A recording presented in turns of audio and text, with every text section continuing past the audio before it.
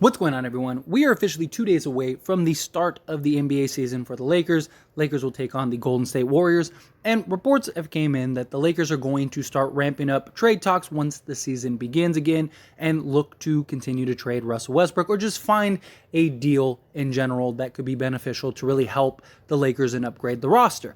Now, there's a lot of questions with Russell Westbrook, his injury, his hamstring. He's day-to-day currently, but there's optimism that he will play the opening game. Will he start? Will he come off the bench? Is yet to be seen. The Lakers do want to continue to experiment with Russ off the bench even during the season. So I do imagine that they'll kind of fluctuate that and kind of just play with it a little bit. You know, maybe a game here or there he starts, a game here and there he comes off the bench. I think it'll matter. But big thing that I want to talk about in this video is primarily the Lakers continue to remain patient. Rob Pelinka has done an excellent job of just not taking deals just to take a deal. The easy way out would be to just do a deal, right? Get it done, you know, whatever happens, happens, and then you can kind of hang your hat on that. The problem is that none of these deals really guarantee the Lakers are better. And if you do a deal and it doesn't work, the Lakers are screwed. At least the Lakers have an out, and it's better to be bad for one season than it is for multiple seasons. Like, for example, the Pacers deal. Say we go and we trade for Buddy Hield and Miles Turner, and it just doesn't work. What if we're not good, or Miles Turner can't stay healthy, Anthony Davis can't stay healthy, and we just still suck, right? Buddy Hield, yeah, he's going to help solve some of the three-point shooting, but he's not going to solve all of it, right? We need more than just one guy. Unless Buddy Hield's going to play 48 minutes a game, which he's not, then he's not going to solve all the issue, and he doesn't solve the defensive issue, especially in that wing spot where you really need a bigger wing perimeter player. Miles Turner, look, he had trouble playing with a big before, right? Him and Sabonis, and they end up trading Sabonis. So who's to say that he's going to be able to play with Anthony Davis? People look at this deal and go, oh, but imagine what it could be. But imagine what it couldn't be. Imagine how bad it could be and how bad it could end, and you're stuck. Miles Turner wants $20+ million a year. If we trade for Miles Turner, we have to pay him that because we can't risk him walking away and leaving. And so we're going to overpay for Miles Turner. We're going to have Buddy Hield for multiple years. No assets to move off of these guys if it doesn't work. And you're looking at the Timothy Mozgov, Luol Deng situation all over again. We're stuck. This is the team we got for a couple years. And if we're terrible, that's it. There's no saving anything. There's not, who knows? And if a better deal comes along, it doesn't matter. We're not even going to be able to be in the conversation. So Rob needs to continue to remain patient. There aren't a ton of options out there. Russ is only going to get more valuable as the season progresses because teams only want him for his contract. People want the Lakers' assets, and they want Russ's contract to kind of hit the reset button and to tank for Victor. You know, Victor Wembanyama really changed the landscape. I mean, there were teams that were already pretty privy when it came to him, and you saw teams like Utah and San Antonio already just purposely just flood their roster to try to go and tank for this season because you got him and you got Scoot Henderson, which are going to be huge. Many others, because this is supposed to be a very deep draft with a lot of guys that could really, change the fate of some of these franchises. And as the season progresses, you're going to see multiple teams start just flooding players. Not even just the Lakers, but many teams are going to have a real opportunity to kind of siphon off some of these quality role guys, some of these really good players as teams kind of race for the bottom. And you're also going to have some teams in like the middle of the pack that are just like, hey, we're not very good. Let's start auctioning off some of these guys. Like a team to look out for would be like Chicago. Does Chicago say, hey, you know what? Like, we're not very good this year, and, Lonzo's hurt, all that stuff. Let's hit the reset button a little bit. That's a team that's a potential, and even like the Wizards, what happens with the Wizards? Does Bradley Beal finally say, you know what? I can't win here. I need out. And you may open the door for so many possibilities, but if the Lakers, essentially blow all opportunity immediately, then that's it. And we can't panic. We have to remain patient. Rob has to remain calm.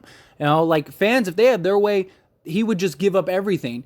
And the problem is that if it doesn't work, those same fans would be, preaching that, oh, look, Rob shouldn't have done that, this, that, and the other. Like, there's a reason that these guys get paid millions of dollars to do the deals that they do, to work out in the front offices and stuff. I mean, if organizations listen to fans and the media, every team would be just dysfunctional in a disarray. They just can't. They have to do what is best. And like Rob Pelinka said, he's not against trading the picks. It just has to be worth it. He has one shot. That is it. You get one chance to make a deal that is worth it. And they wanted to do the Pacers deal, but Pacers aren't coming down currently. They're holding firm. But not even just that. Like, Buddy Hield and Miles Turner have looked terrible in preseason.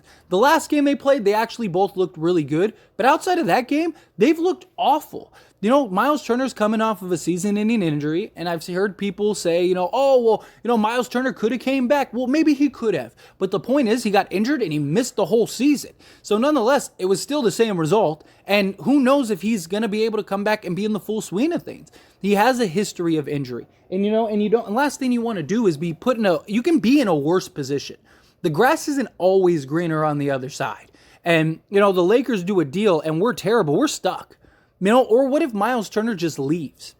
What if we don't want to give him $20 million a year and he just leaves? That's it. We're stuck. We got Buddy Hield, LeBron James, and Anthony Davis, and that's it. That's all of our salary cap. And now we're just signing vet minimum guys. Like, that's not enough to win a championship. No matter how you shake it.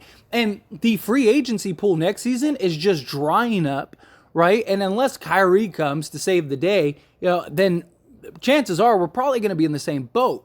But the difference is that at least we have flexibility for if something happens. It's better to have the potential to make a move if one comes, or Kyrie Irving. Let's say, Kyrie Irving does want to come, at the end of the season. But, we go and we work out a sign and trade or something like that. The possibilities of what could happen are more valuable right now than the possibilities that are on the table right now. Right? And the only deal we know of that could actually happen right this second is the Pacers deal. That deal isn't going anywhere anytime soon. It's not. And if you're the Lakers, you got to at least test the big three, see if you can make them work, see if they can work out. And if they can, then you're in a really good spot, right? Because you have three legitimate guys that could go off for 30 a night. Like, not many teams have that on their team, if any. Right? I mean, name me a team that every single guy on their roster or every single guy of their core three could realistically go give you 25 to 30 a night. There's not really any. Maybe Brooklyn has two guys. Ben Simmons isn't going to can't just go get you 30 a night. Philly, maybe them. Maxey could probably get you 30. James Harden, we know, get you 30. And Embiid could get you 30. It's just, can they fit? Even Russ, if he comes off the bench, does that work? Maybe it does. What if Russ coming off the bench is a sixth man? What if he's putting up, 27-7 off the bench and we're killing it and this team is great? Let's be patient. We haven't even played a regular season game yet. And I know many people think it's time to blow it up. That's it. This team sucks. We haven't played a game yet. Let's see. Let's tinker with some stuff, and look, I'm not saying that they have to go 50 games in to figure it out, but at least, play 10 to 20 games and let's see, play some games with him in the starters and then play some games with him in the bench unit and see if there's something there. If not, then you can work out a deal. You can figure it out. It's just, you don't want to panic sell, because anytime you panic or do something off of emotion, never works out. Think of anything you've done in life that was solely on just emotion or panic. And how many times did the result end up the way you wanted it to end up? It almost never does. So they need to remain patient. They need to see. Even if we start, say we start the season 0-5, you still can't panic. As much as fans are going to want it and need it and, say that they got to do it, all this stuff, Rob's job is not to listen to the fans. Rob's job is to do his job, and his job is to find the best deal that makes us a legit team. The Pacers deal doesn't make us a guaranteed contender. It might not even make us that much better. I mean, Miles Turner isn't a 30-20 guy. Miles Turner is a 12-7 guy. And yes, would we be great defensively down low? Probably. You have two elite shot blockers in Anthony Davis and Miles Turner. But Miles Turner doesn't solve our wing defense. So if our defense is still terrible, we're still going to be terrible. Miles Turner isn't going to solve that. He's not going to save the day. Buddy Hield definitely isn't going to solve that. Yeah, he could be a great three-point shooter. Maybe he helps the team's overall three-point percentage. But if nobody else can knock down threes, he's not saving the day either. LeBron James, Anthony Davis, Miles Turner, and Buddy Hield sound great on paper, but it might not be enough. And, as badly as some people think this roster and this team is, it wouldn't be enough. Now, I live on the idea of, I don't know, because we haven't seen them play a game yet. Like, what if the Lakers start 5-0? What if they beat the Warriors, the Clippers, the Blazers, the Nuggets, and the Timberwolves, right? We start 5-0. Everybody's going to have a completely different tune. Everybody that's saying, like, oh, like, they suck. Like, what if these three look fantastic? We win in a reasonable fashion, and things are starting off great, and this team looks great, and chemistry's high, defense is high, got these three guys carrying the workload, everything's just clicking. You got Kendrick Nunn, he's standing out as like a big contributor, Walker standing out as a big contributor, you got some of the other role guys, and we're just off and we're cruising. What if that happens? There's as much of a chance that happens as there is that we go 0-5, because we haven't played a game yet. Who knows what this team is? You can't compare this team to last season because this isn't the same team as last season. New coach, new culture, new environment, new play sets, new schemes, new players. I mean, outside of these three and Austin Reeves, we don't have a single guy that was on this team last year. Yeah, Kendrick Nunn, yes, but he didn't play last year, so he doesn't count. He's essentially a new acquisition this year. So my whole thing is that, like, let's just remain patient. I know fans, are ready to grab their pitchforks and riot and stuff, but, like, those same people are going to be, if, let's say the Lakers do the Miles Turner and Buddy Hield deal. Let's say they do it right now, and we still start 0-5. Those same people are going to say, oh, see, look, this team sucks. Rob Pelinka sucks. Rob Pelinka can't win no matter what he does. No matter what he does. The only way he can win is if this team wins, and that has nothing to do with him. That has to do with these guys. Can these guys work it out? They wanted to be on the team together. They need to work it out.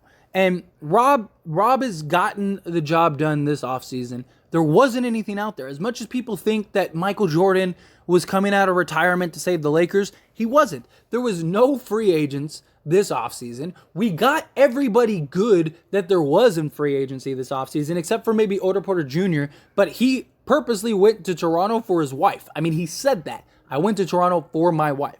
So who are we going to get in free agency? Kyrie Irving didn't come, so he didn't come save the day. And there's no trades right now that make us a bona fide contender. There's no trades right now that completely could change the scope of it. And I understand that many people think, well, Russ is the locker room issue, this, that, and the other. But according to the guys that know, he's not.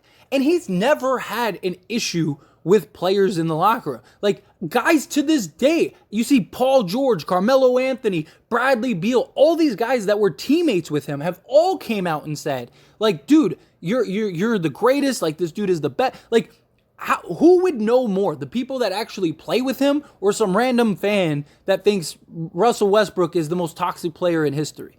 That's not what it is. Like, Russ still has talent. He's still there. As much as recency bias makes people feel otherwise, he's there. Will it work? I don't know. Maybe they're terrible. They could be absolutely atrocious. And in hindsight, it's like, man, like, this team is terrible. But that doesn't mean that you should go and panic and do a deal, because we could just be as terrible. And the only difference is now we have no options. We have no way out. At least, worst case scenario, if we're terrible this year, we still have a way out. We have draft picks and assets that we can use to trade to make a deal if one comes up, or we just go into the season next season with all of our assets and cap space to maybe work out a deal or absorb some guys or things like that. Like, there's options out there. But if we do a deal now, all of those options go away. And then if, let's say, Bradley Beal does want to come, like, let's say he wants out and he's like, I want to go to the Lakers, but the Lakers don't have a way to trade for him. Then all those people that were preaching for Rob Pelinka to do the Buddy Hield and Miles Turner deal are all going to say he's an idiot and he should have been patient and waited. Now you could have gotten Bradley Beal. It's just, again, no matter what Rob Pelinka does, he's going to be the bad guy unless this team wins. The winning solves everything. And I don't know if they're going to win because we haven't seen them play. We're going to find out pretty quickly. Tuesday will be here before we know it. But at the end of the day, Rob Pelinka has to do his job and remain patient. But anyway, those are my thoughts and opinions. And as always, I pass the question on you. Let me know yours down in the comment section below. Do you agree with me? Do you disagree with me? Do you think that they should do a deal? Do you think they don't? Right now, again, the only deal that we know of that's on the table is the Pacers deal. There's talks of maybe the Hornets deal coming back up, which I actually like the Hornets deal better, depending on what you get and what you give up. And I don't think it would cost as much if that's a real thing, but we don't know. Who knows? Rob Pelinka is going to start talking again, and I'm sure in the coming weeks we'll hear some new updates, some new rumors, some new this, that, and the other, and I will cover it here on this channel as always. So again, let me know what you think, good, bad, ugly, somewhere in between. Let me know down in the comment section.